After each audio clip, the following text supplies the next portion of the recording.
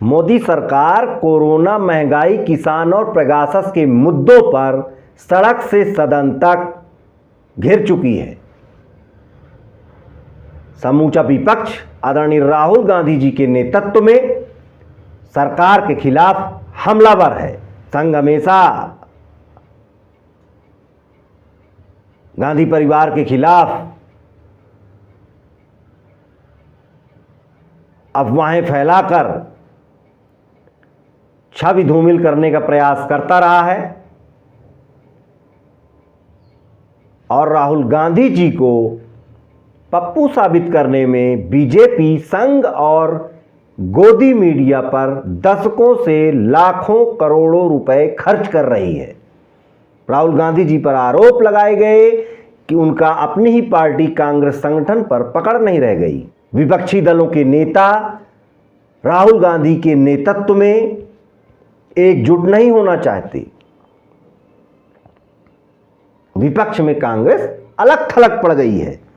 यही अफवाहें फैलाकर जनता के जिन मुद्दों को राहुल गांधी जी ने उठाया, सरकार और उसके मंत्रिमंडल ने उन सांकेतिक प्रयासों की खिल्ली उड़ाई, उनका मजाक उड़ाया।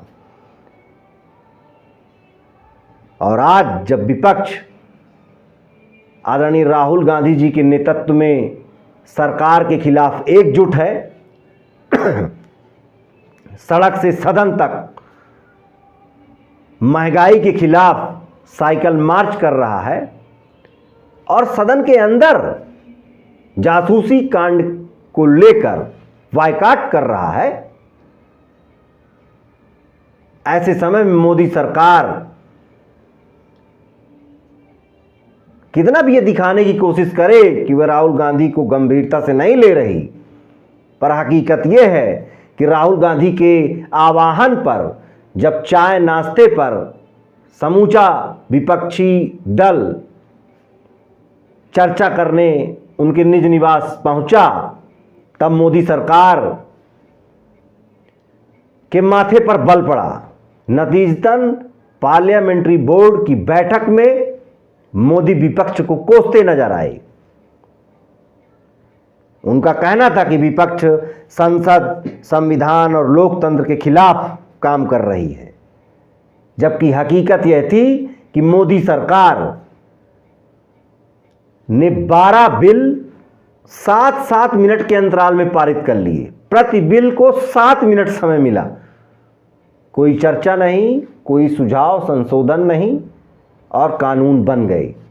आदरणीय राहुल गांधी जी के प्रयासों से जनता तक ये मैसेज गया कि मोदी सरकार अपनी मनमानी कर रही है, नागरिकों पर मनमर्जी लाद रही है। पेगासस के मुद्दे पर राहुल गांधी ने सरकार को घेर कर रख दिया है। राष्ट्रीय मीडिया विपक्ष को अहमियत नहीं देता, इसलिए विपक्ष नजर नहीं आता। विपक्ष को एकजुट करने की एक्सरसाइज आसान नहीं थी, पर आदरणीय राहुल गांधी जी का प्रयास काबिले तारीफ था। कोरोना, पेगासस, महंगाई ने सरकार की चूल्हे हिला दी हैं। राहुल के सिवाय विपक्ष में कौन आवाज उठाता है?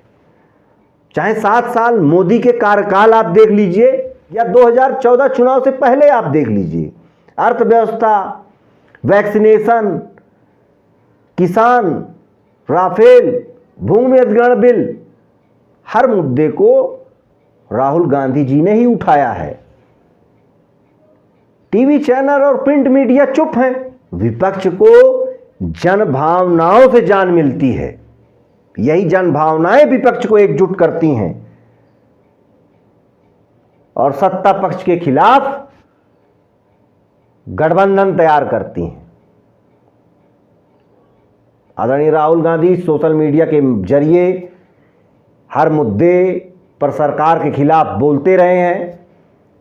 सड़क से सदन तक राहुल ने विपक्ष को एकजुट कर सरकार को घेरने का काम किया। जो भाजपा कांग्रेस को संसद, संविधान और लोकतंत्र की दुहाई दे रही है, वही भाजपा सदन के अंदर सुषमा के नेतृत्व में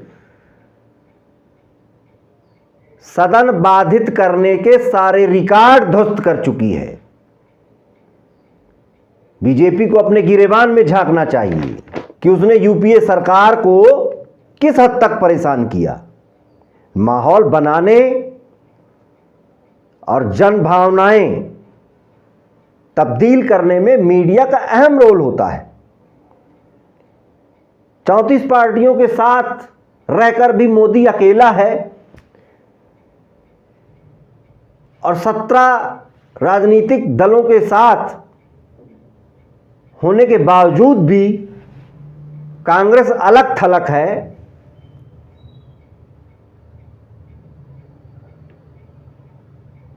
ये मीडिया कैसे कर लेता है, ये वही बता सकता है। परिस्थितियां और जन भावनाएं मंच भी बना देती हैं और विपक्षी दलों को एकजुट भी कर देती हैं, साथ आने पर मजबूर कर देती हैं। जन भावनाओं का सम्मान नेहरू से इंदिरा तक सबको करना पड़ा है। हाल के दिनों में आदरणीय राहुल गांधी जी ने जन भावनाओं को समझा। काले कानूनों के खिलाफ किसानों का मुद्दा हो या महंगाई के खिलाफ जनता के मुद्दा हो, यूनिवर्सल वैक्सीनेशन की बात हो या जासूसी कांड हो, इन मामलों को किसने उठाया है? क्षेत्रीय दल राष्ट्रीय मुद्दों से सरोकार नहीं रखते, मगर राहुल गांधी जी निरंतर प्रयासरत रहे। समूचा विपक्ष ये जान चुका है राहुल गांधी या गांधी परिवार में पदलोलुपता नहीं है। समूचे विपक्ष ने आदरणीय राहुल गांधी जी को सहज स्वीकार किया है। कई राज्यों में कांग्रेस सरकारें हैं, जहां सरकारें नहीं हैं वहां कांग्रेस मजबूत विपक्ष की भूमिका में है,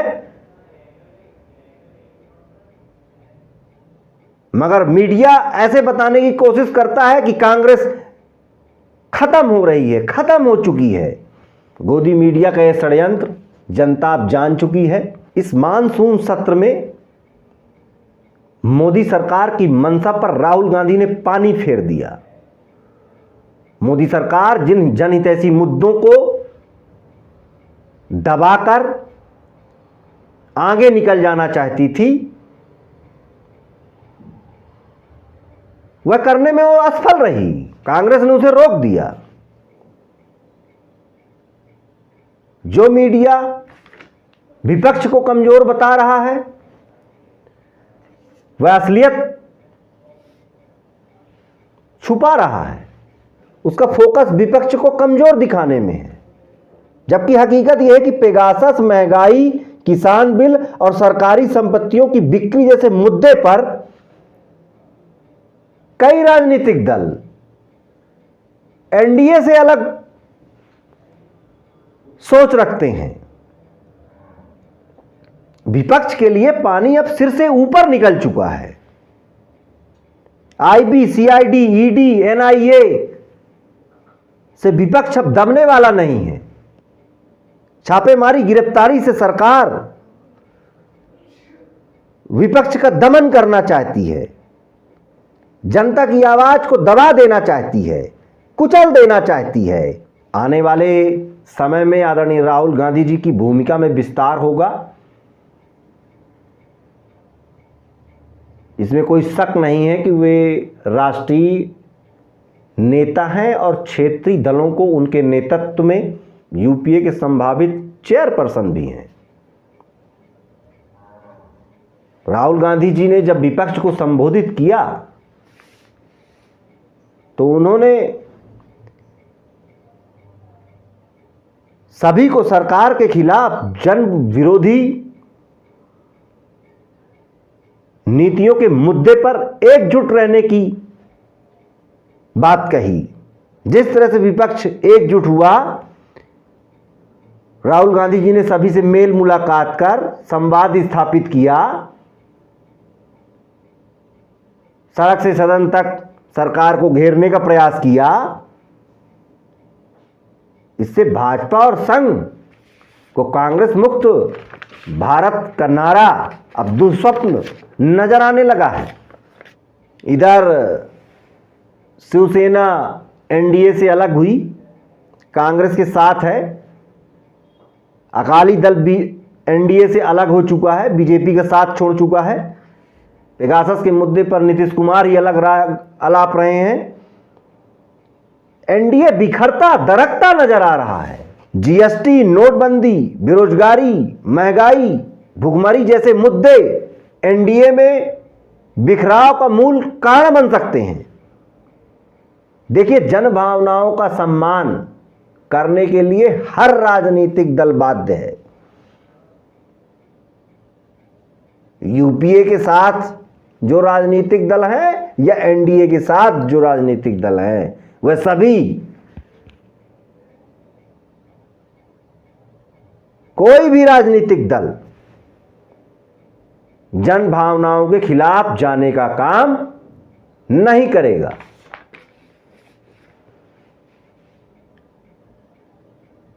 और आज महंगाई के मुद्दे पर जनता बेहाल है, रोजगार नहीं मिल रहा, बेरोजगारी बढ़ी है। और मीडिया के क्या हाल बताएं। लोकसभा समाचार में भी आप बीजेपी सांसदों का ही संबोधन सुन सकते हैं, उसमें अन्य किसी भी विपक्षी दल की बात नहीं दिखाई जाती। राजधानी दिल्ली में 9 साल की बच्ची के साथ बलात्कार हुआ और शमशान में उसको जला दिया गया। शिकायत लिखना तो दूर, उन गरीब मां बाप को थाने के अंदर बिठा लिया गया। कांग्रेस कार्यकर्ता नहीं होते तो उस मासूम बच्ची को कभी न्याय नसीब नहीं होता। राहुल गांधी जी का एक ही आह्वान है कि युवाओं, सच बोलो।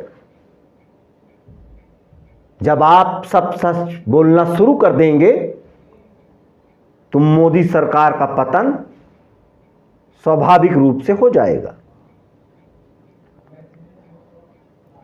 राहुल गांधी जी ने विपक्ष को एकजुट कर सरकार को चौंकाया है।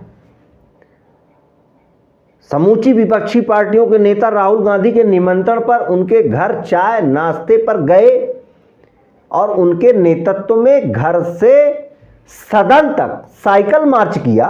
3 काले कानूनों के खिलाफ किसानों के मुद्दे पर राहुल ट्रैक्टर से सदन तक पहुंचे, तब वे कांग्रेस को लीड कर रहे थे। और जब सदन तक साइकिल से पहुंचे तब वो समूचे विपक्ष को लीड कर रहे थे। यह सब देखकर संघ और बीजेपी चिंतित हैं। मोदी और शाह के माथे पर बल पड़ा है। बस ये दिखाने की कोशिश है कि राहुल गांधी पप्पू है। हकीकत वो खुद जानते हैं कि राहुल गांधी एक मजबूत व्यक्तित्व है, जिसे हम ऐसे ही गिरा सकते हैं। इस पूरी खिल्ली उड़ाने वाली प्रक्रिया में जब बीजेपी जनता को साथ लेती है, तब दरअसल वह जनता का ही नुकसान कर रही होती है। बीजेपी यह जानती है, उसके पास कोई तार्किक बहस नहीं होती। जासूसी के मुद्दे पर देश की सुरक्षा, नागरिकों की आज़ादी और उनकी प्राइवेसी से खिलवाड़ हुआ। मीडिया, आर्मी, जज सभी की जासूसी हुई। धीरे धीरे और भी मामले सामने आते जा रहे हैं। सरकार कह रही है विपक्ष सदन में चर्चा के लिए तैयार नहीं है, जबकि विपक्षी दलों को चर्चा का कोई नोटिस ही नहीं है। किसी ने भी मौखिक या लिखित रूप से विपक्षी दलों को या कांग्रेस को सूचित चर्चा के लिए नहीं किया है। 1 घंटे में 10 बिल पास सरकार की नीयत पर सवाल खड़े करते हैं। करीब एक बिल में 7 मिनट का समय जाया किया गया है। क्या 7 मिनट में किसी भी कानून पर चर्चा की जा सकती है? उनमें सुझाव और संशोधन 7 मिनट के अंदर क्या संभव है? मगर वो बिल पारित हो गए, कानून बन गए। मोदी सरकार सदन के अंदर यही मनमानी करती आ रही है। मोदी सरकार की इस कार्यशैली को विपक्ष, कांग्रेस, आदरणीय राहुल गांधी लगातार जनता के सामने रखने में कामयाब हुए हैं। सदन बाधित करने का आरोप कांग्रेस पर लगाया जा रहा है, जबकि बीजेपी ने यूपीए सरकार के कार्यकाल में सुषमा के नेतृत्व में सदन बाधित करने का कई दशकों का रिकॉर्ड तोड़ दिया। आज भी सबसे हाईएस्ट सदन बाधित करने का रिकॉर्ड बीजेपी के ही माथे है। बीजेपी को सदन बाधित करने में महारत हासिल है। प्रधानमंत्री, गृह मंत्री, रक्षा मंत्री कम से कम जासूसी जैसे मुद्दे पर विपक्ष की बात सुनने को तो तैयार हों। इजराइल सहित दुनिया के करीब आधा दर्जन देशों में जासूसी कांड की जांच चल रही है। सदन के अंदर मोदी सरकार ने सारे नियम कायदों को ताक पर रख दिया है। यूपीए गवर्नमेंट में जब भी एनडीए ने चाहा, एफडीआई, किसान आत्महत्या, उन पर चर्चा हुई। 2014 के बाद भी नोटबंदी और धारा 370 पर चर्चा हुई। और उद्दंडता यूपीए सरकार के दौरान जब महिला बिल सदन के अंदर पहुंचा तो बीजेपी ने क्या नंगा नाच किया, क्या वो जनता भूल गई है? जनता के अहम मुद्दों को मोदी सरकार कुचल देना चाहती है। सदन चलाना सरकार की जवाबदारी है, ये जेटली के वाक्य हैं। इस पर मोदी सरकार का क्या कहना है? हालांकि अपनी बातों से पलट जाना, झूठ फरेब के आधार पर जनता को बरगलाना, यही संघ की नीति है। इसी का बीजेपी पालन करती आई है, जिसे जनता अब समझ रही है।